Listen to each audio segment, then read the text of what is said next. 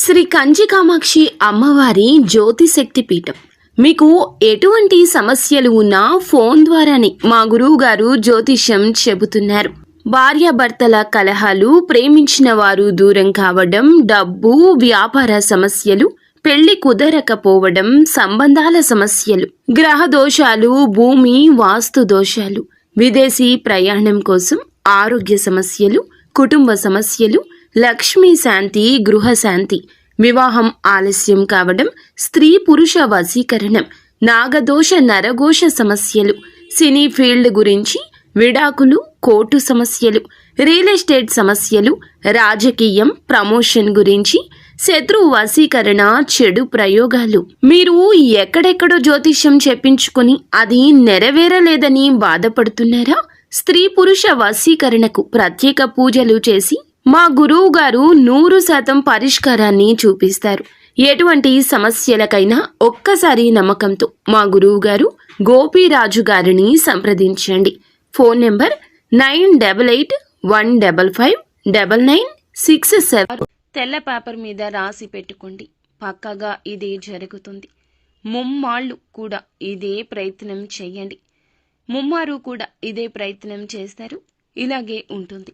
ఏం జరగబోతుంది అనే వివరాలు వీడియోలో తెలుసుకుందాము. వీడియో నచ్చితే తప్పకుండా ఒక చిన్న లైక్ అయితే చేయండి. మీ లైక్ మాకు ఎంతో సపోర్టుగా ఉంటుంది.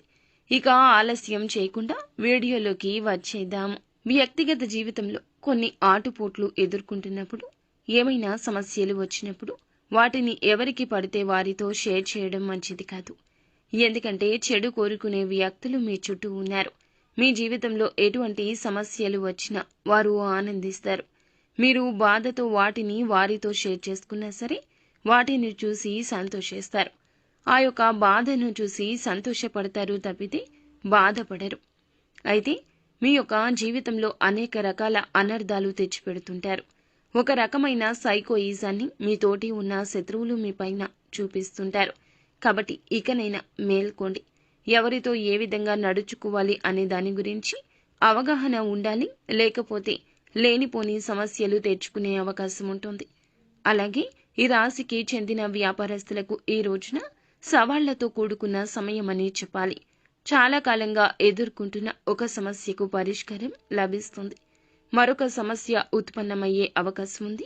తోటి ఉద్యోగస్తుల్లో ఒకరు కుట్ర చేసి మీ పైన ఆరోపణ చేసే అవకాశం ఉంది. పై అధికారులు కావచ్చు, తోటి ఉద్యోగస్తులే కావచ్చు, మిమ్మల్ని అపార్థం చేసుకునే స్థితి కూడా కనిపిస్తుంది.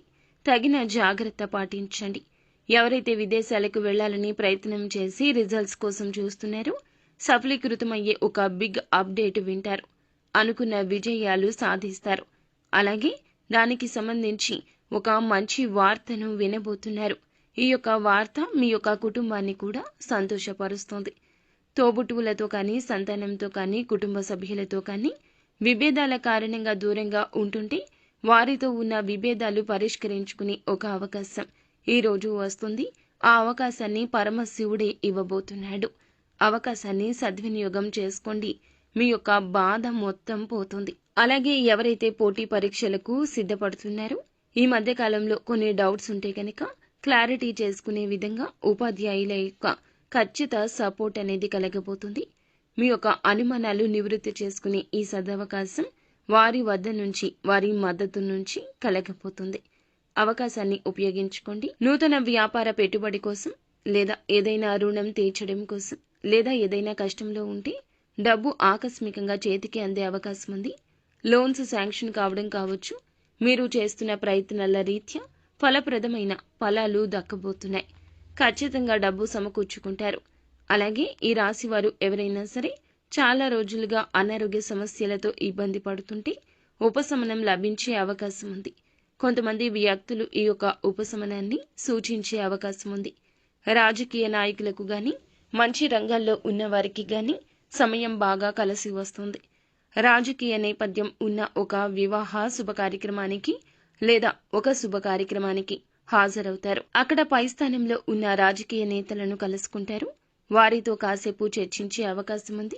ఇదివరకు మీకు ఉన్న అనుమానాలు ఈ సమయంలో వారితో చర్చించడం వల్ల నివృత్తి అయ్యే అవకాశం కూడా కనిపిస్తుంది.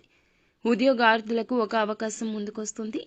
చిన్నగా కనిపించిన పక్కకు తోయకుండా ఉపయోగిస్తే ఆ అవకాశం భవిష్యత్తులో స్థిరమైన ఫలాలు కలగజేస్తుంది. నిత్యం ఇష్టదైవ ఆరాధన చేసుకోవడం, ఇష్టదైవ